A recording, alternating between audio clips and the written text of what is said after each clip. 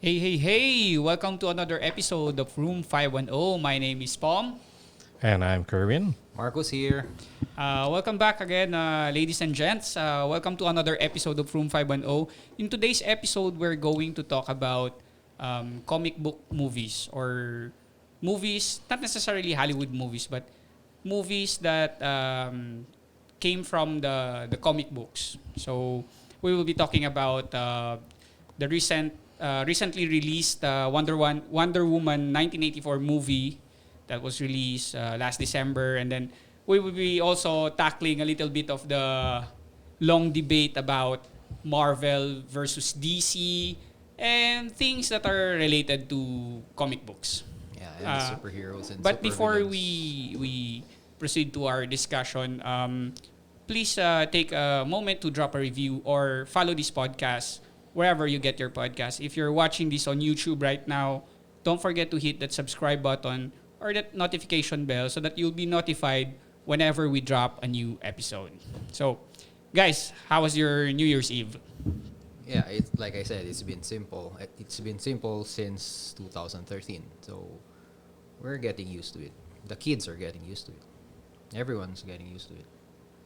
And it's a lot simpler this year So much simpler. because Yeah, everybody's at home. You're not allowed to do this. You're not allowed to do that. So Actually, a lot of the budget actually went to food because from the previous years, as far as I can remember, I'm a big spender of Food. mga paputok. Fireworks. Yeah, Fireworks. fireworks. Same, So, same. talagang a lot of the budget really went to the food, which is quite okay. Yeah, and we're getting Yeah. the hang of it, I guess.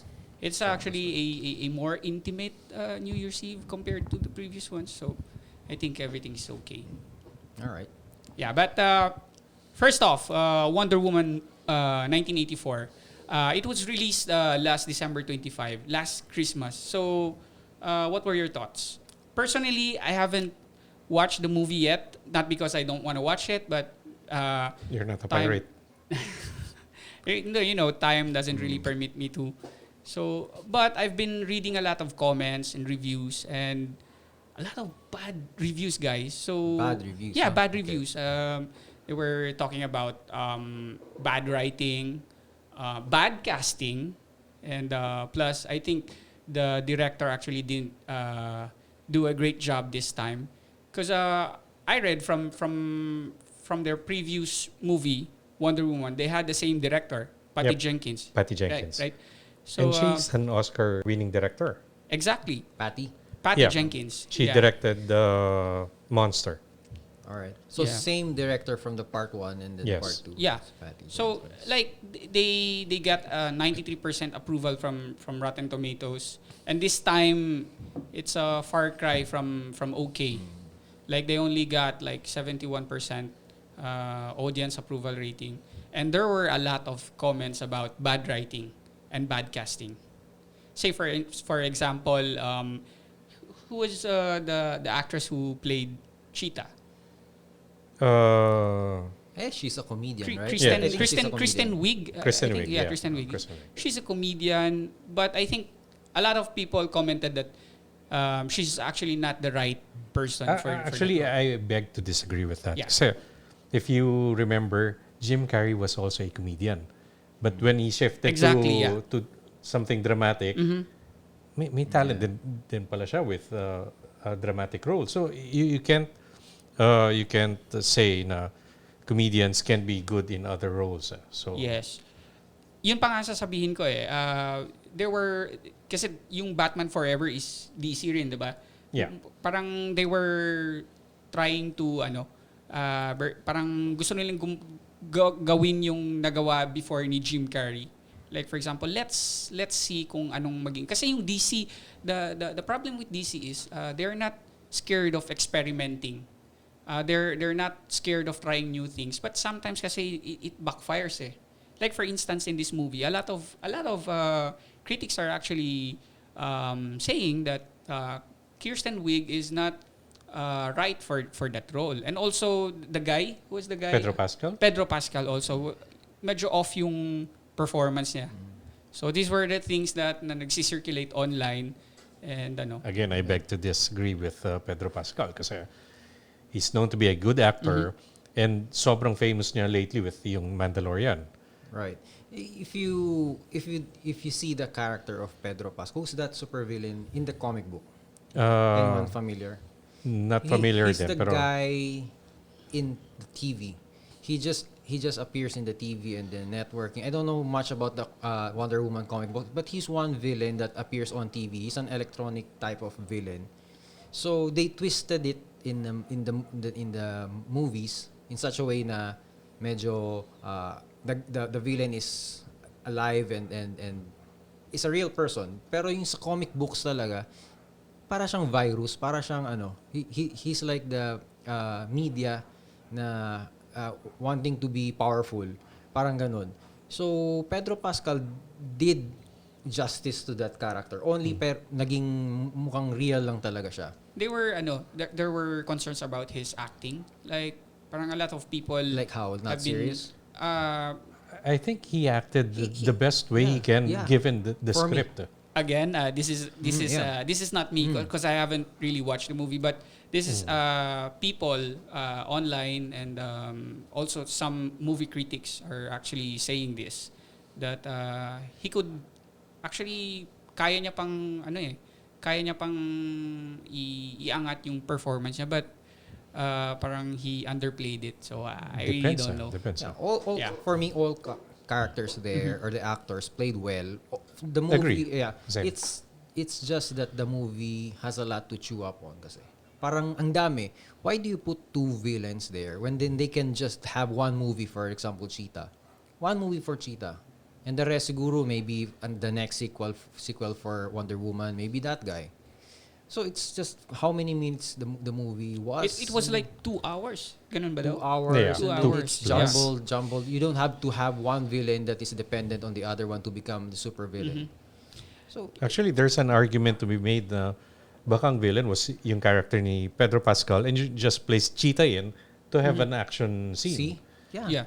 Diba? Kasi if you take it as it is, there's no way na merong action doon without having Cheetah. Yeah, parang in 2 hours and 30 something minutes, it's like the only action that they got was like 4 scenes lang daw ata.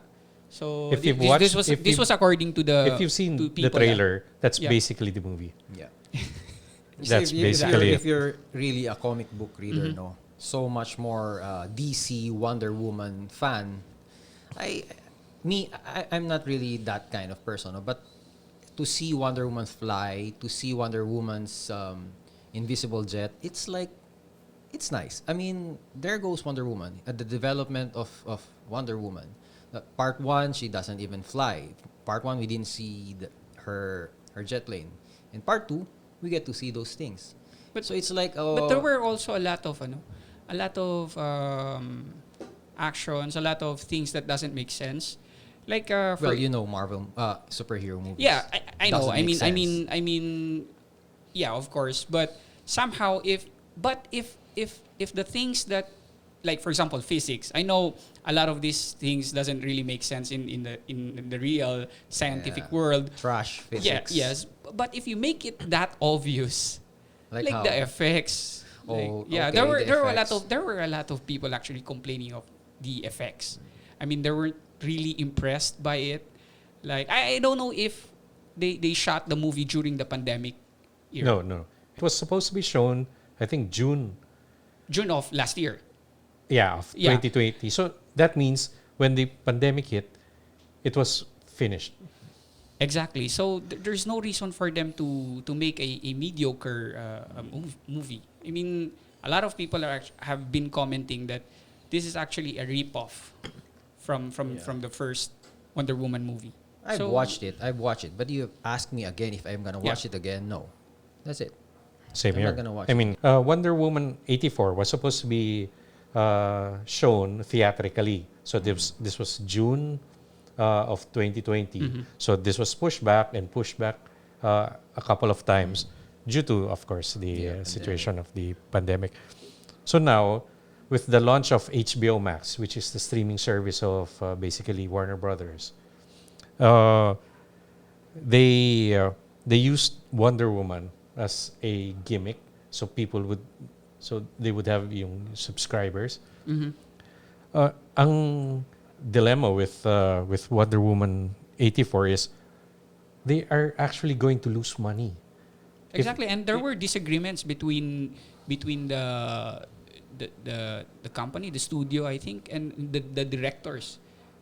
The decision to push it online, like No, may not with disagreements the sila eh. directors, but with Warner Brothers in general. Because Oh, I think yun nga. aside from the straight up payment that you get, I mean, if you're a director, you're a Mhm. actor. So like Gal Gadot would receive like what 10 million, for example, for this. There are also back end deals. So like you get this much lang, pero you have like 0.5% from the gross. So what Warner Brothers did is they paid those back end deals. So like they assumed that if this would earn 1 billion, okay, let me give it to you. Unfortunately, they gave it to just Wonder Woman. But the other movies that they slated for theatrical release and went to HBO Max, they didn't do that. So there's a big backlash right now in Warner Brothers. So if you can remember, Mulan was supposed to be released theatrically. Yeah, but they released it like online din eh. Online for Yeah. Disney Plus, which is the streaming Actually, service. that was sila ba yung una? Or there was this one movie pa na meron din nag-release din sila online. You're going to ask, so why release Mulan to streaming if you're going to lose money?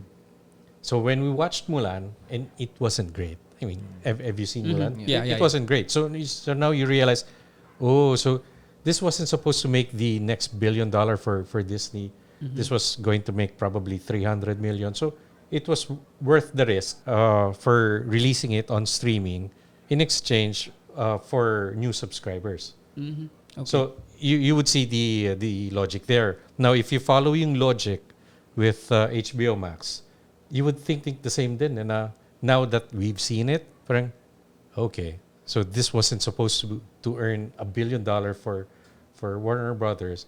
Kaya siguro ni-release nila into HBO Max. So yun yung ano dyan eh. Parang telltale. Okay. But according to the director also, Patty Jenkins, like there was prior to the prior to the pandemic, there was already a push for online streaming. And according to her, if they pushed for that, she would really not allow it. But since now last year we were in a pandemic, and a lot of people are actually clamoring for something new, and maybe that's why she thought na maybe baka ano na lang, sige na lang, parang pinayagan niya. Pero No, she gave in because she received the financial gains that so she would basically have gotten. parang wala na siyang pakialam. Not really, pero she got what she wanted. So Okay. yun yung reason. Pero as far as the movie goes, I think the main problem there was it was sloppy writing in general. Yeah, It was lazy. It was, I mean, a lot of scenes were unearned. Like, take for example the first few minutes of the first few I think minutes of the movie. I think the first few minutes was the one released a few days before Christmas, before it was released online. So the first 7 minutes, I think, was when they were all in Temescara. Yeah. Actually, We- those we were forgot- According to them, it wasn't. It has nothing to do with the movie at all. The first few Yeah, minutes yeah. of We forgot one supervillain there, the God of Wishes. So there's a lot to chew on there Yeah, for kaya, one movie. kaya nga, a lot of people are saying I don't know how would they connect it to the entire DCU universe. Yeah. universe. Uh-huh. So and then what's next for DCU after Wonder Woman? I mean, Superman is Superman. It's still the same actor, right? He would No. still play Superman. It might not be. It might not be. Yeah. All right. And then Batman is a different actor already. No, the new Batman with Robert Pattinson. Pattinson. His movie is a standalone Batman. Oh, all right. So it's not it's not connected Yeah, to it's not the DC world. So, Magulo talaga yung DC. Yeah. So ngayon, wala silang flag bearer kung sinong actor for Batman. So they're bringing in Michael Keaton again. They're bringing in Ben Affleck for one more movie. I think the Flash movie. So, but as far as the continuity of the DC universe, Yeah, wala it's pa in talagang shambles. bearer. So it's just the one who is constant is Gal Gadot, Wonder Woman. Yeah. And it's probably in si peril Aquaman. now. Yeah, Aquaman also. Yeah. So, generally, what was your take on the movie? Like, how did it fare sa mga ibang films that are based on comic books? I can only compare it to its fellow DCU movies. So it's not as good as Aquaman. It's not as good No. as Batman versus Superman. Well, it's better It's not than it's not as good as its It's at previous movie Wonder of Woman. course. Yeah. Oh, by no, no. by By a far. mile, yeah, Yeah. by a mile. it's at par with Batman Forever. Right. It's that. Well, Kinda, it was kinda. good at the time, Mhm. but If you compare it now You and compare Batman how Forever far we've dati, got. no. Okay. Aquaman is so much better than that. Oh yeah. Have you Oh, seen I see. Aquaman? Yeah. See? Alam mo yun, like what you've mentioned kanina, yung when it comes to realities, I mean, being realistic, being yung physics of things, it's okay na hindi ano eh. Like take example yung Aquaman, they embraced yung ano eh, Yeah. yung fantastical. Pero they've set up yung Parang what was written in the comic books, parang ganun yeah, yung portrayal. more or less. Yeah. Pero they've set up this rule na ganito yung ano, Mhm. ganito yung pwedeng gawin, ganito nagagawa ni Aquaman, and they follow that. Mhm. And dito kasi with Wonder Woman, they've set up yung rules and then they kind of twist it around para, alam mo yun, very, Yeah. very sloppy. Yeah, I was wondering because from the previous movie, they had the same director. Like Patty Jenkins was very involved in the first movie, and it was fantastic. Like they got high regard from a lot of people, a lot of critics. Now, in this movie, Wonder Woman 1984, she's still the director, and I think yung writing has something. May contribute. Siya yung main writer din dito. Yeah. So, my question is, what went wrong? Well, my doubt is may nakialam, as always.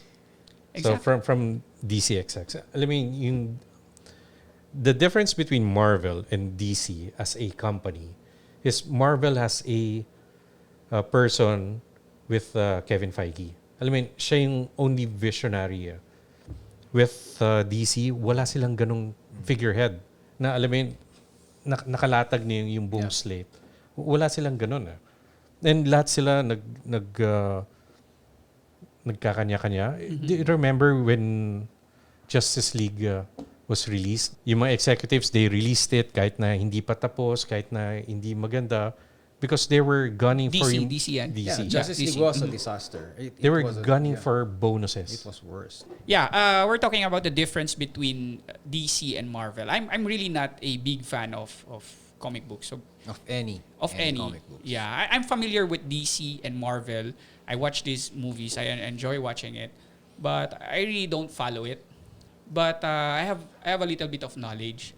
The difference between basically the two is Marvel is a little bit light tone.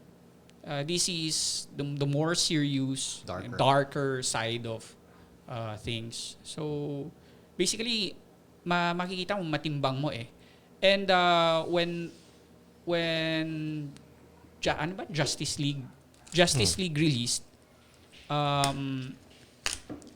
medyo ano siya eh, medyo parang you can compare it to the Avengers. Like they were trying to copy a little bit of the humor, a little bit of the mga alam mo yung mga ano. So Which is wrong eh. Kasi Justice League is trying to be light or humorous. exactly my point. Kasi they got that from yung idea na yung sa Man of Steel. Kasi when Man of Steel released, it was on a darker tone which is still very Zack Snyder. Di ba ganun talaga yung mga films niya? Very dark, very grim, moody. Which is, actually, if you watch Man of Steel ngayon, it fares better ng repeat viewing kasi yung initial. Ang backlash from yung Man of Steel was, this was a complete deviation from yung alam natin na Christopher Reeves. Na all bright and sunny, na hey, can I get your pussycat from your... Yung Yeah. ganong klaseng Superman eh. Which is a wrong reaction kasi you're trying to introduce another version eh.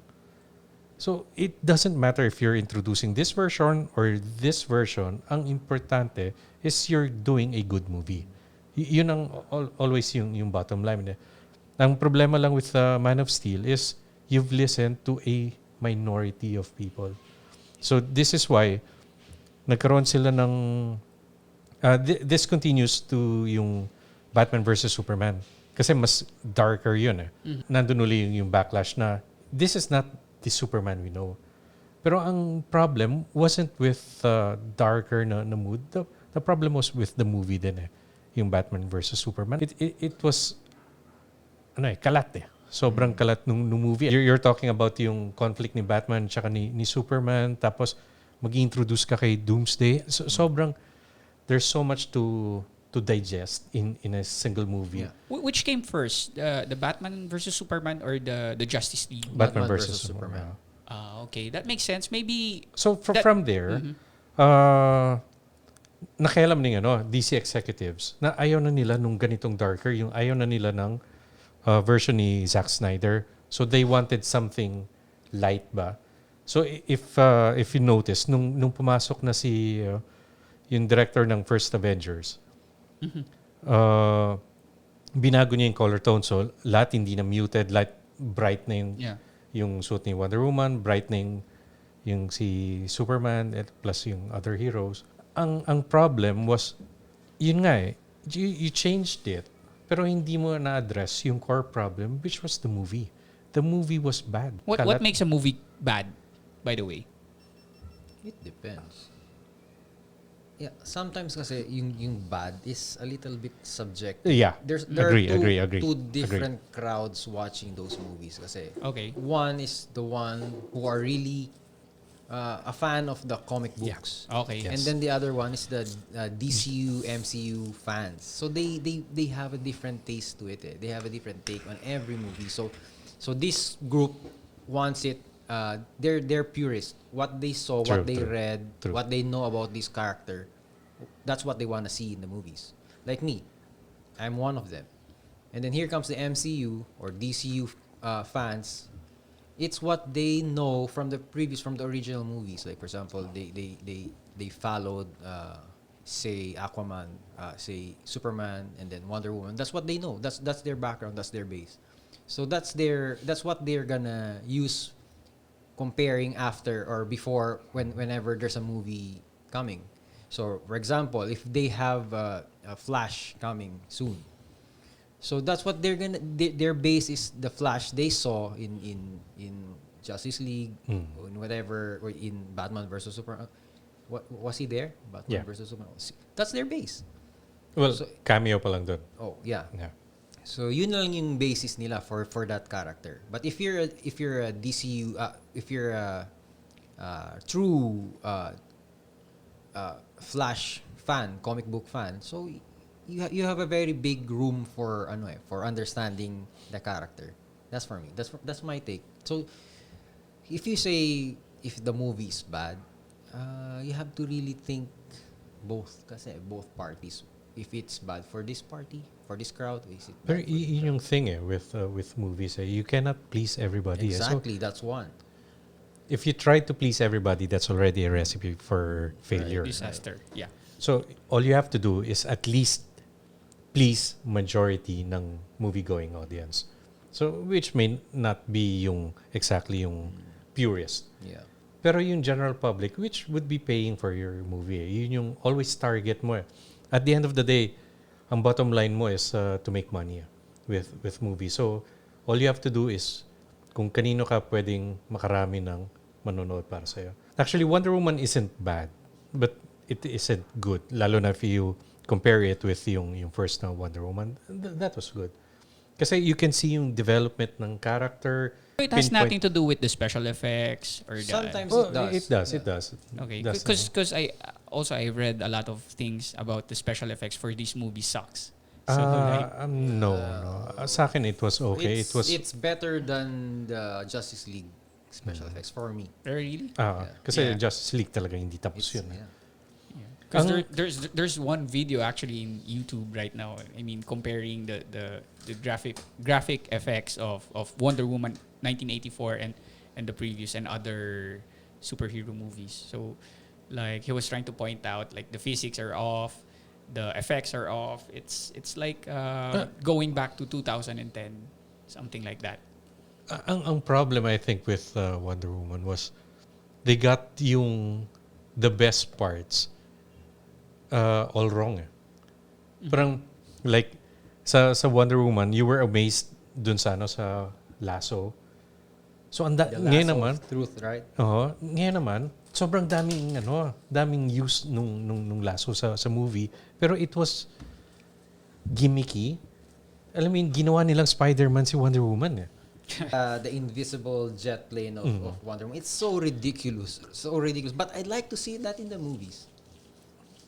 It's so funny. It would defy the laws of physics. Invisible jet plane, and then you see Wonder Woman like Yeah. floating in the air, sitting on the jet plane. It's so funny, but I want to see that in that movie. Actually, I want to ask you guys if these things that you have mentioned are actually in the original comic book. It is, yeah. Really? So Wonder Woman can fly in Yeah. the original. And she comic book. she has that jet plane, invisible jet, Okay. for which they did in this movie. Only hindi klaro yung pilots, si Wonder Woman hindi klaro. Which makes sense naman din. Yung thing with yung invisible plane, it wasn't earned. Parang masyadong rushed. Hindi mo pa nagagawa before, biglang ginawa mo on the onset. Medyo mediocre ang paglabas. Yung execution, or yun, isa yun sa gripe ko. Then another gripe with fans right now was yung how they executed yung return ni Steve Trevor. Kasi they could have just returned him as a separate individual. So what they did in this movie is they returned him in the body of another person.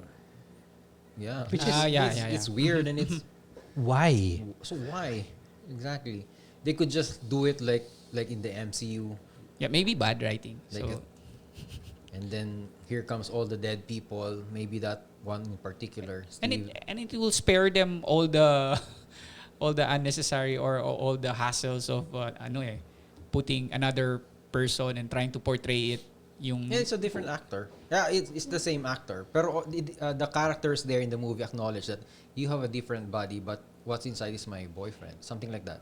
exactly kaya nga So it's weird. Why do you have to do that? I mean, sana pinabuhay na lang nila, no? Doesn't pinabuhay na lang sana. Yeah. Diretso na. Nandun. Lumabas. Yeah. and it doesn't pay off dun except for yung ending na walang kwenta naman. Walang kwenta. Na Then what happened to this Pedro Pascal character? After he reunited with his son, did he go to jail? Did he die? What happened to him? After he reunited with his son, that's the last scene. and what happens dun sa iba na nag-wish? Yeah, what happened to those people? Ang I am dami. sure not all of them. I wish it back. Parang ganon. Some of them siguro, I want to be a superhero also. So what happened to that?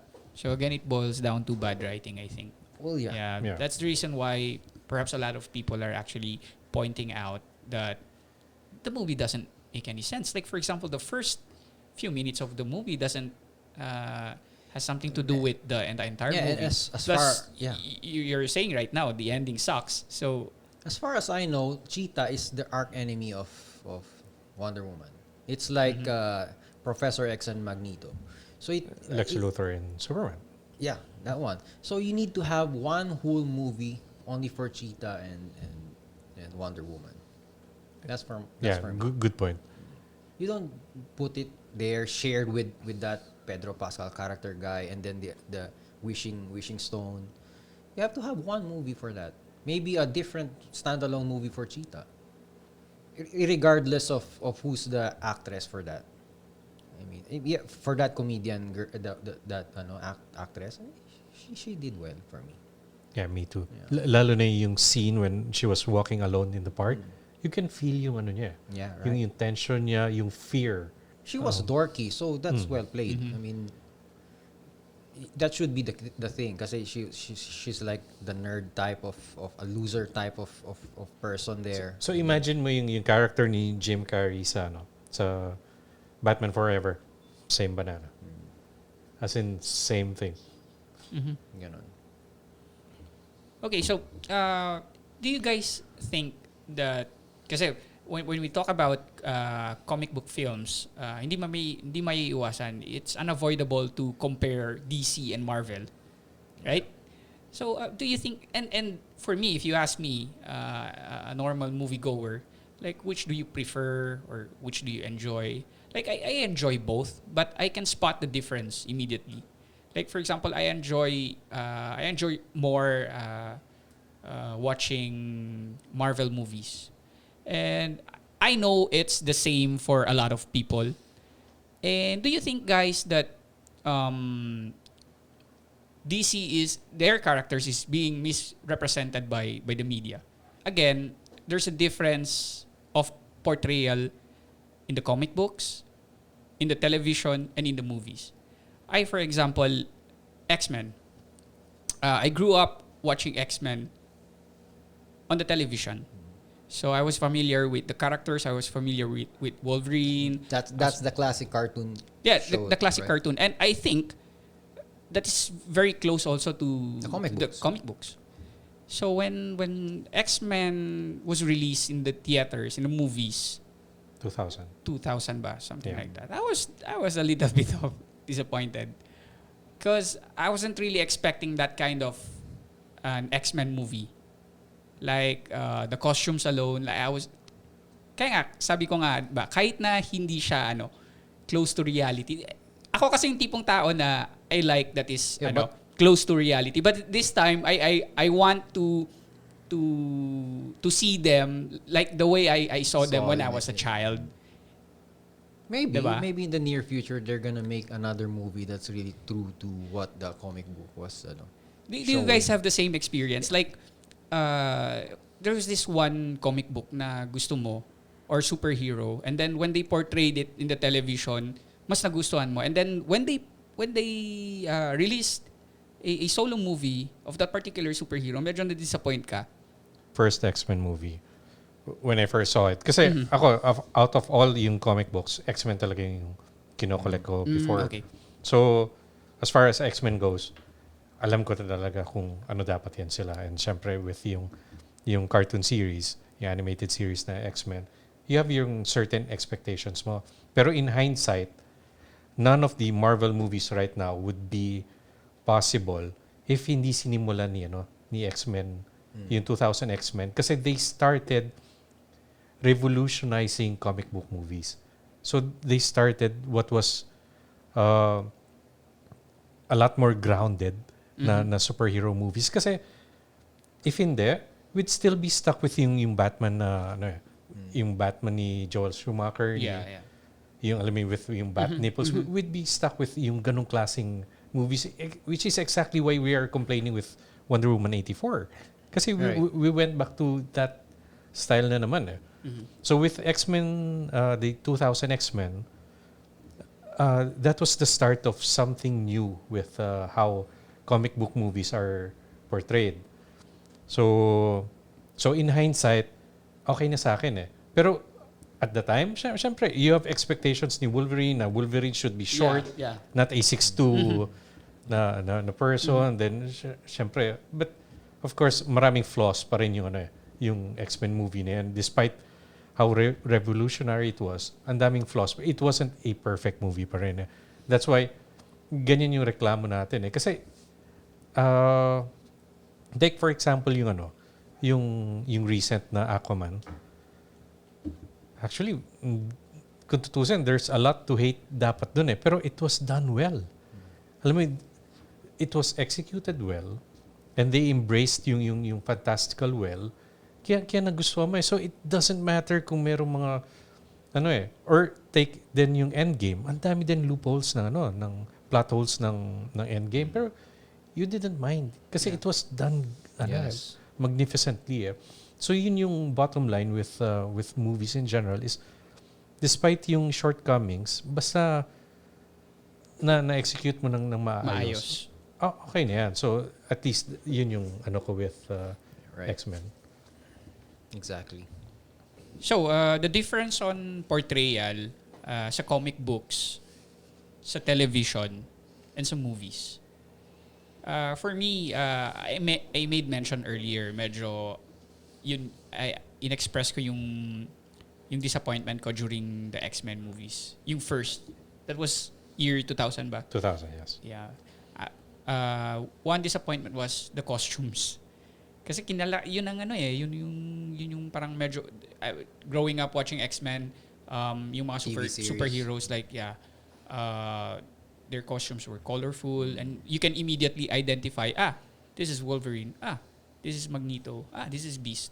The colors were very attractive at the time. So when the movie came out, I was disappointed. Like, okay, but like Kerwin said earlier, it revolutionized the whole comic book movies. Like, I remember after X-Men, like, di ba, Batman was more like grounded na siya. Medyo After close. X-Men? Yeah, after X-Men, like close to reality na siya. Christian Bale. Yeah, Christian Bale. It was 2010. Yeah, so medyo, yun na nga, medyo nagkaroon na ng transition. And I think a lot of movies actually followed. Kahit even the Avengers, I think, medyo ano na siya. Far from the, parang, Ang layo eh. Di ba there's this sa Facebook or YouTube na kino-compare yung comics version and yung movie version. You can't imagine yung comic version na ngayon. yeah. Corny talaga sa comic. Corny, world. yeah. You imagine... In today's world, yeah, corny. Pero back in the days, like yun ang hinahanap-hanap ko eh. Like, Yeah. diba? There's a trend Yun yung- kasi yun yung ano eh. from the 60s, 70s, 80s. You see the changes in their costumes Yeah. as by the decade. So even if you were in the 80s, you grew up in the 80s and then you saw Thor in the 80s, it's nice, the costume was nice, and then if you compare it to the 1970s Thor or way back, you would still favor the current costume. So for me, the kids these days, if they saw these movies and then these MCU characters like Thor or say Wolverine, it's what they saw already. It's what they understand about the costume already. If they will compare it to the original comic book, they would see that it's corny. The comic book version is corny. Kasi ito But yung for first us, exposure yeah, nila. that's their first exposure. That's the one thing they all know of. So parang ganun lang yung mentality. exactly. That makes sense actually. Like yung X-Men 2000, di ba? Lahat sila naka-black. Yeah. So for these Actually, kids, they made fun of it sa movie mismo eh. yeah, Na- spandex daw, di ba? Spandex, yeah. Parang ganun. So, like you, like me, I grew up with Wolverine and then I know Wolverine's a short, stubby, muscular guy. 5'2". Angry guy, 5'2", 5'3", right? Oh, yun. And then when I saw the X-Men movie yung 2000, I was really disappointed. I'm a huge fan of the Wolverine Franchise. superhero. Yeah. So, to me, seeing this tall, 6-footer guy, actor, in Hugh Jackman, sabi, bakit ito? And then, okay, sige. I hope he will do justice. Siguro yung fighting ability niya. Fighting ability of Wolverine is at par with Deadpool now or yung mga bilis, parang ninja yan, parang Spider-Man Which is yan. yung trade-off. Kasi yung sa comic book, madali yung ginagawa niya, yung fighting style niya because he was 5'2". Yeah. Pero with yung being 6'2", you have to adapt another fighting style. Which, syempre, iba na yung hinahanap mo. Iba yung gusto mo. Yeah, yun. So, but, si Deadpool kasi sa comic book, he's a taller character. So, I think Spider-Man... The actor who played Deadpool, medyo okay lang. Okay na yun. Okay, talaga yun. perfect. He's a human chatterbox talaga. Yun din sa comic books. Wolverine, parang... Well, the actor did... he's angry. He's what do you call this? Miserable. That's Wolverine, and then parang hindi siya antisocial, so that's how they portrayed it in movies. But the fighting ability, that's how I get to love the Wolverine character, the Wolverine superhero. It's fighting ability. Yeah, you made And it's mention of dimension his close. fighting ability because I remember back in the days when yung mga arcades nga ba. Pag nag-arcade ako sa games, ginagamit ko si Wolverine. And Berserker Barrage. iba yung, you can actually see if you compare his movements in the video games and in the movies, it's a far cry sa movies, no? Medyo hindi mo talaga ma-compare. But then again, maybe the director or the studio decided to mellow down Wolverine. or somehow make him human-like so that a lot of people can actually appreciate the characters. I mean, maybe. Yeah, but Wolverine is Wolverine kasi para it's like the Avengers have Hulk and then the X-Men have Wolverine. Parang it's a fearsome character sa X-Men, sa Team X-Men. Actually, Wolverine is Team Blue. Para siyang, alam mo yun, everyone is fearing Wolverine, even Magneto. Although, metal pa rin yung adamantium, pero alam niya na etong si Wolverine na to, dangerous talaga to. So parang ganun. And there was also one character missing from the X-Men movies, like Jubilee and Gambit. Gambit was one of my favorites. So, and Pero then, hindi kasi, these are secondary X-Men characters. Pero ang core group are the ones portrayed in the movies. exactly, but original syempre talaga. yung excitement. Kasi even though Gambit was a secondary character, pero he was very visible. And I understand your and to sentiment. me, like, X-Men wouldn't be X-Men without Gambit. You know why? Exactly what I said before. Yeah. Because you grew up with that cartoon Cartoons, series. yes. Yeah. So see, it's hard for you to not take that movie without Gambit, without Jubilee. Now, that's for you. When we respect that. But the earlier later X-Men fans without Gambit, without Jubilee, it's okay. So yun. Parang ganon. So to you, it's disappointing. To me, Wolverine is disappointing too. But to the generation that watched that, I mean the later generation, the kids nowadays, it's okay. Hugh Jackman is good. I mean, 6'2", doesn't matter. Wolverine's that. Wolverine. 6'2", okay lang. Pero ako hindi. Dapat 5'3" lang yan si Wolverine. Stubby, muscular guy. Alam mo kung anong na-miss ko with being 6'2"? Yung fastball special. Yeah. Yung dalawa sila ni Colossus. What That's weird. Colossus That's awkward. would do sa comics is, since maliit si Wolverine, hawakan niya sa kamay, Tapon niya si tapos itapon niya. Imagine mo yung ganong klase na. Pero ginawa nila yun with, I think, part 3 ng movie. Pero corny eh. Corny. Yung hinawakan niya lang, tapos, corny talaga. Yeah. Yung Colossus character, maganda siya sa Deadpool. yeah. Dapat CG yung si Colossus. It's a huge mountain of a character si Colossus. I So think- hindi pwedeng ordinary real hindi. actor. Oo. It Yeah. has to be CGI. Same with yung kay Hulk. Kasi hindi siya, hindi Yun. siya human. Hindi human. Malaking tao yun. I think 7'5" is Colossus. Parang ganun yung height Na niya. sobrang niya. bulk. So you can get an actor like that and then muscular. So dapat CGI talaga yun. Same with the half brother of Professor X.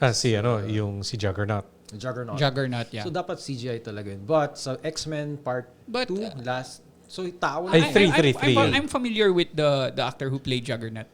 Like, familiar ako. Pero the way they portray Juggernaut is like not like in the comic books. So dapat talaga yung Which sa Juggernaut are we talking about? Yung sa Deadpool, Deadpool? o yung sa Yung sa movie? Deadpool, okay na. Okay kasi yun. CGI Okay ba yun? Oh, Ganun okay yun. kalaki. Ganun tama siya. yun. Monstrous siya. So yung sa X-Men, medyo tao lang eh. Tao Same lang with yun. Sabretooth. Tao lang talaga. I mean, dapat malaki. Okay na yung scene yun. Si the wrestler guy. Medyo, si Triple H yata yun. oo. Yung sa earlier Doon sa Wolverine, si Sabretooth, medyo okay pa. Manageable pa, acceptable. Pero yung Juggernaut, sobrang, diba? na-COVID yata yun. No, yun. Kaya ganun eh. Colossus, ganun din. Pero if you're going to speak about yung perfect adaptation, Deadpool did it right. Yeah, As perfect. in, perfect. They got On Deadpool point. perfect. They got Colossus that we've always wanted Yeah. perfect. Yes, exactly. Deadpool, yeah. Juggernaut. It Ako was rin, I enjoyed watching all three ba o dalawang Deadpool. Deadpool. Dalawa. Dalawang Dalawa movies ba na ba? Oo, dalawang. dalawa. Yeah. I I enjoyed both Pero movies. medyo disappointed ako kay Cable kasi dapat sobrang bulky niya na ni Bulky rin yun, Cable. muscular, tall guy din sa Cable. Pero Okay na because yung sige lang. Pero I can't remove the fact na The Thanos actor yun who played Cable, si Thanos, di ba? Thanos. Like, medyo... Pero parang sinabi niya sa movie, who are you, Thanos? Parang ganun. You're so Ah, dark. parang medyo, May ganun naman talaga si Deadpool eh. Ganun para siyang... Ano siya beyond- breaking the third wall. Yeah, right. Parang ganun. So it's alright. Pero ganun na nga. Si Cable is a huge guy. Hulking guy din yun. Maraming karga. As in, daming Hindi payat weapons. Dami. Parang na-COVID din. But my question is, if they can portray Deadpool well, why can't they do it With Wolverine. with With the other rest. Marvel and DC characters? See? Maybe the director, the Hindi, kasi production, I don't this, know. if you still recall, this is still under Fox. While under Fox, ano siya, parang pet project ni Ryan Reynolds. So medyo mas may control si Ryan Reynolds sa creative process nung Deadpool. Kaya mas nagawa niya closer to yung comics kaysa yung nagagawa ng Fox. Pero now that Fox is under Disney, under Kevin Feige, so we may be seeing another style of X-Men. So that means to say, Ryan Reynolds knows his stuff. Yeah. Maybe Diba? he Kasi- reads the comics. Yes. That's the difference nga daw sabi ng mga taga Marvel Studios or fan of Marvel MCU. or MCU. The difference between MCU basically is we actually get the characters right. And with DC, medyo I think there's a problem also with DC and the directors. I think maybe the other artists or other people involved in the DC movie, they aren't really as grounded as the people who are involved in Pero mga MCU movies. It's unfair to say din na kasi sa Warner Brothers dealing with yung DC characters, mahirap kasi walang built-in na flaws yung DC characters unlike sa Marvel na basically these are human beings. And as such, meron siyang inherent na flaws na talaga. May weaknesses siya. So, everything that has to do with being human. Unlike yung sa DC, these are generally aliens. Yeah. So, Superman is an alien. Si Wonder Woman is Goddess. God. So, these people are written without any inherent weaknesses. So, nag-invento na lang sila ng kung anong MacGuffin like si Superman na-invento yung kryptonite just to power him down. So, ang hirap talaga magsulat ng kwento for DC characters in general except si Batman kasi si Batman is human. Di ba? So, ang daming pwedeng mong paglaruan with Batman. So, kaya kay Superman, hirap So, you can't really blame them kung bakit ganun. But the thing about the DCU din kasi, parang para silang may curse. Hindi naman curse kasi parang with Batman, ang dami ng actors nag-play ng Batman. And then you can't help but compare it from the previous one. Yeah. So you're True. cursed. You're damned already because parang no matter how you play Batman, no matter how good of an actor you are, like for example, say Christian Bale. Well, in fairness to Christian Bale, he did it well for me personally. So okay, the basis is Christian Bale. Now the next actor is who? Ben Affleck. Ben So you Affleck. can't help but compare it to Ben Actually, Christian Bale. hindi pa nga compare. May ano ka na may predisposed Yeah. na So, bias ka pangit na. May bias ka na, Pangit oo. na, ayoko na. Bakit ang taba-taba? Bakit hindi dark? Bakit ganyan? Bakit medyo... Bakit parang medyo ganun. old? So, curse na ngayon. So, the next, kahit itong bago, i-compare na naman nila yan sa iba. Ganon din sa, I guess, for me, personal, ganon din sa Superman. Compare na naman. Yeah. Ang True. hirap. Good point. Diba? Yeah. Tama. It's so hard to topple Christopher Reeve. Reeve. So pero okay na rin ngayon yung the current Superman. Parang he's doing it well. So now, what if he retires? What if he's out of the contract? So who's gonna portray it? So it would be a disaster pa lang sa choosing of the actor na lang. No matter how good of the how good the storyline is. Pero yung sa fan mismo ay ayaw nila sa actor, that movie is dead. Parang pangit na yung review. Kahit na ano eh. Yun yung curse sa DCU for me. Good point yun si Marcos. Kasi even without going sa superheroes, go na lang sa bad guys. Take si Joker for example. Joker. Right. We started with Cesar Romero, tapos with Jack Nicholson. Doon pa lang may apprehension na with Jack Nicholson.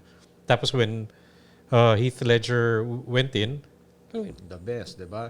Pero sobra din yung backlash nun. And hindi pa uso ang Twitter nun. Hindi pa uso ang Facebook nun. Imagine mo yung backlash na then yan, we have yung Sino nga ba Joaquin Phoenix. Joaquin Phoenix. Sobra din yung meron pa isa si Jared Leto. yung kay Jared Leto sa Suicide Squad. The thin, younger guy, pero deserving. Yun, diba? So, parang ganun. Pero in fairness to the Joker characters, medyo okay sila lahat. Pero yung mga superheroes sa DCU, yun yung curse, except for Wonder Woman and Aquaman, for me. Okay. Well, Aquaman, Aquaman walang comparison. Si Wonder Woman medyo mahirap yung niya eh. Kasi yun lang medyo matagal na. Pero si Linda Carter is Wonder Woman of that time. Oh. If you talk about if you're gonna ask our aunties, if you're gonna ask our grandmas, yun ang Wonder Woman nila. Yun ang Wonder Woman nila. But you see, ask them if they like Gal Gadot. They say, yeah, it's also nice. Sobra din yung backlash with Gal Gadot nung una. Really? Oo. Kasi she's a pretty face. Pero yung physique niya isn't built for Wonder Woman kasi sobrang lanky niya. Dapat kasing Wonder Woman as per comics and then the classic Wonder Woman movies, para siyang beauty queen, di ba? Beauty queen. Curvaceous and all. Okay. Gal Gadot is Speaking of these things, kasi there's an accusation made by several fans that DC is notoriously sexualizing superhero characters. Like for example, Batman, the nipple thing in the costumes. I don't know. I'm not Wonder Woman. So what are your thoughts? Like No. Okay lang ako. It's alright. yeah, as compared to MCU daw na more parang childlike or Hindi naman. fan-friendly. Yung yung costume ni Wonder Woman, hindi pa nga yan, conservative pa nga yan. Yeah. Compared sa comics. Compared sa kay Linda Carter. Sexy, diba? Sexy talaga forma. Pero you have to consider din pala na Disney kasi ang may-ari ng Marvel. So it's always okay, yeah. It makes sense. That one alone, they have the best CGI artists, graphic artists. They have the best of everything. I've read somewhere, parang the time when they did this Infinity War movie, Marvel Infinity, and then they're also doing the Justice League, parang naghilaan sila ng graphic artist. Have you read of that? Parang nakuha ni MCU yung the best production team for that, and then ito dehado. Kaya nagkaganon yung main villain dun. Who's that main villain sa Justice League? Justice League? Well, Luthor or Doomsday? The other one. Justice League. Sino yun? Forgot the name. Si Darkseid? Yung Steppenwolf? Steppenwolf. Ang pangit ng CGI noon. And then they blame it on the team. On the team. Yeah. And then hindi daw yung top team dun. The top team was with MCU already. It's under contract already. So parang ganun. We were left with this second-rate team. Yeah, whose fault was that? See? Diba? Parang ganun. So, I mean, fault ba nung MCU yun? Hindi ka nag... Oh, right. Hindi na fault nila yun. So what? There's a shortage of talented people and then all of them are with the Disney? Maybe. Parang ganun yung labanan. It's just unfortunate for the MCU, for the DCU. I mean, we grew up with this. Every boy here asked the first question, what's your favorite superhero? Batman, Superman, Wonder Woman. It's not Wolverine. It's not Iron Man. Sure. It's not Captain America. If you ask me, it's Gagamboy. Okay. Viva Films? Is that Viva Films? Gagamboy. Si Bong Navarro? Captain Barbell.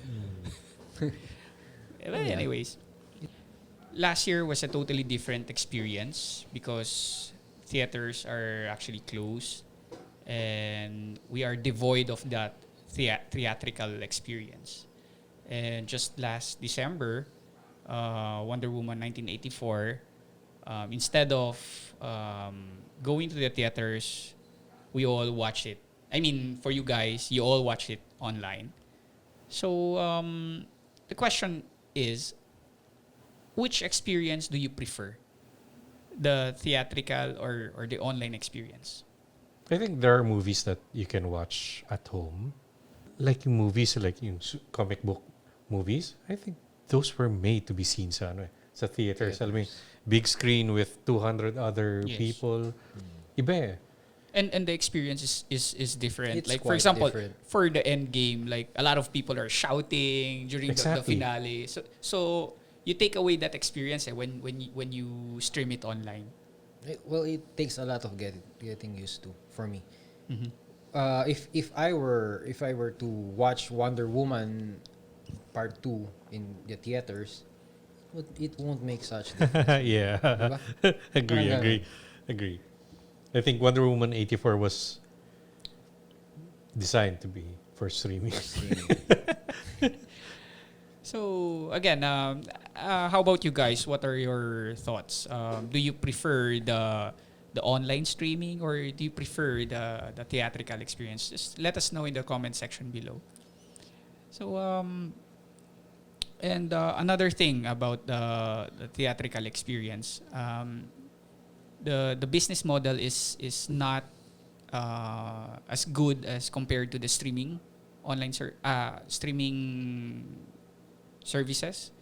I mean, if you follow that business concept or business model, and studios won't earn that much, and if they won't earn that much, they won't be able to produce great Exactly. movies. Endgame grossed around $2.79 billion So worldwide.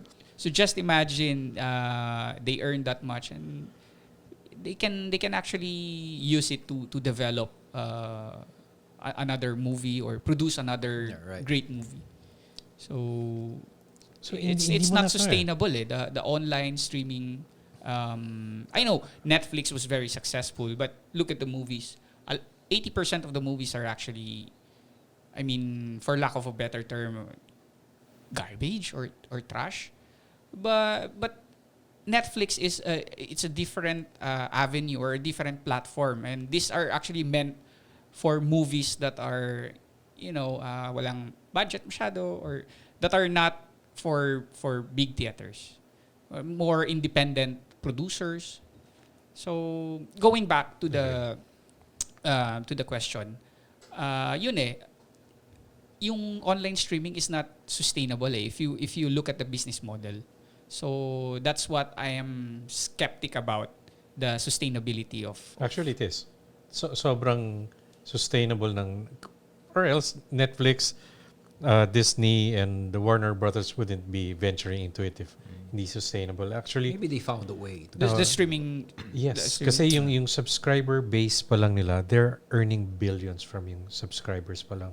That's the new normal, I guess. Oo. Diba? Parang ganun na. Pero Ganun. if you compare it with yung on a movie basis, per movie basis, hindi sila nag-earn ng ganun kalaki. Kasi So mas malaki pa rin yung Theatrical. yung theatrical. yes, if you're talking about a per movie basis. Pero if you're talking about yung sustainability ng sustainable siya. They're earning 20 billion yata in 10 times higher than their investment. So it's okay. I guess It's it's okay, yeah. alright. Oo. But the online streaming is actually not for me, because I'd rather go to the movies and watch it with my friends, watch it with my families, and have that feel or that movie experience. I know we've discussed this before, and I'm really for the theatrical me too. experience. Kasi tayo, old souls. Yeah. So, like for me, it is a communal experience. Alam mo yun, something that you need to see with other people. Alam mo yun, yung excitement mo plus excitement ng Iba. other people, nagli-lift yan dun sa experience mo in watching a movie. Ang problem is, hindi na lang tayo yung movie going or yung movie watching demographic Yung mga millennials are shifting into streaming. So sila minsan cellphone nga lang okay na sa kanila.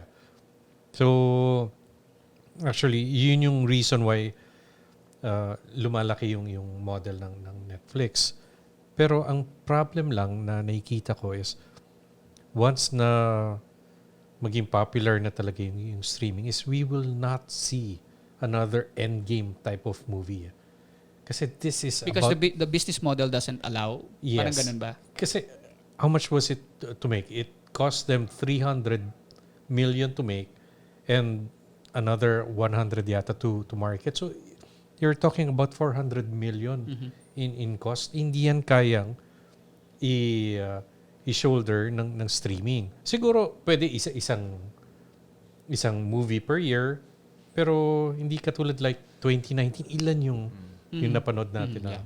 I think Disney for 2019 earned about $20 billion from Lion King, Avengers, and ang daming movies nila na nagawa. Pero you can't make that much and that many and that level of movies sa business model ng streaming. Yeah, that's also another good topic to discuss. Streaming services and the Pero yung production theatrical nila experience. for making a movie for streaming is a little lower than... Yeah. So it fares well lang siguro. It balanced out. I don't know. But what we're talking about is the amount of money that they can get in big movies like The Avengers when they showed it on theaters. And if you have that amount of money, then definitely you can produce another great movie similar to the ones you have produced. Again, great movie is subjective. What if they made the movie for streaming and then it became great? But there are also instances. Yeah. So Like, they will do it again. But- Again and again. But the formula is not as hindi siya disaster proof. Hindi lang, it's not like what they're used to earning like billions in the theatrical side. Pero they're earning. They're still earning. Not much, but they're earning. And then people will get to be used to that kind of how they see movies. Katutusin ng So, if you see yung paano yung business model ng yung logic ng streaming, they only have to make one good movie. It doesn't have to be big. It doesn't have to be expensive. Isa lang na mag-click maganda. na maganda kasi they need to get you for a month lang. So Yeah, kung meron silang that's one point. Right. kung meron silang isang click na series o movie in a month, nakuha ka nila in a month. So they can focus 12 lang in a year. So yun yung difference with yung model ng streaming. So tama yun na hindi kailangan expensive. Hindi ka lang expensive, but you're earning. Yeah. So if you're gonna make one big budget movie for a year, yun yung big budget movie mo. Pero in streaming, you can make 8 movies for that. 8 movies. And then they're all earning sa streaming. So parang it fares well lang din. Again, for the fans, for the viewers, it takes a lot of getting used to, I guess. So siguro for this year, all streaming and then tayo si pangit. Eventually, okay din palang streaming and then they're earning already. So the next year, sige, streaming na lang tayo. Kahit konti lang yung budget natin, konti lang na-earn, pero we're earning. Nandiyan. Wala ka namang competition sa theatrical kasi everyone is already in streaming. So na mellow down lang yung yung income. Even your competitors is mellow down also. Streaming din sila eh. So who's to complain? Parang ganun. Yeah. You make a good point. Parang sa restaurant, 50% ka lang din. Ako, 50% lang din. 50%, no? So okay lang. Parang ganun. Yeah.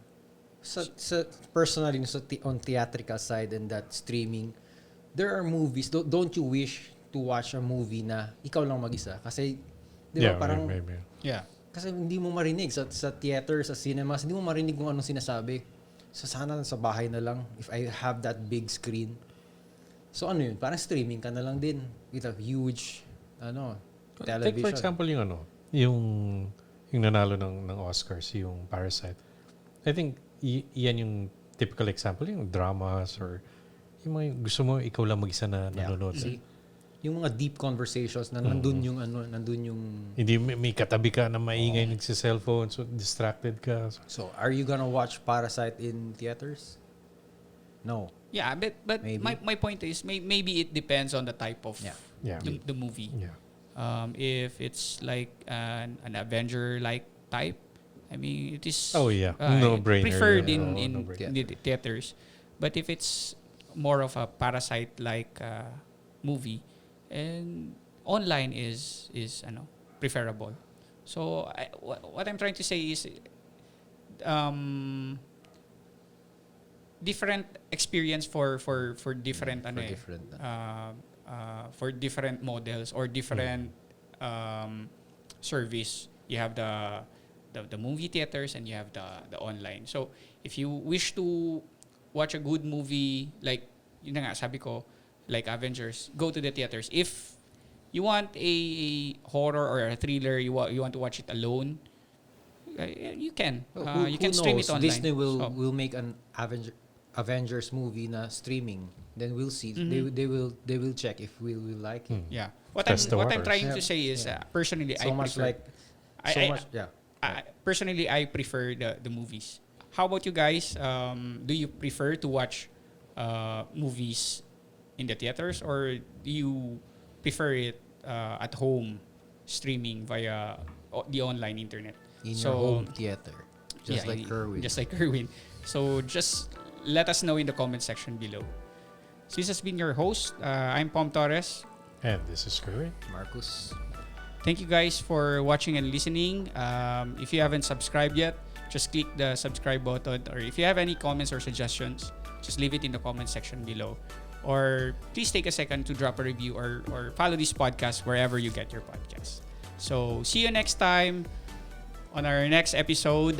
Stay safe and stay healthy. Bye!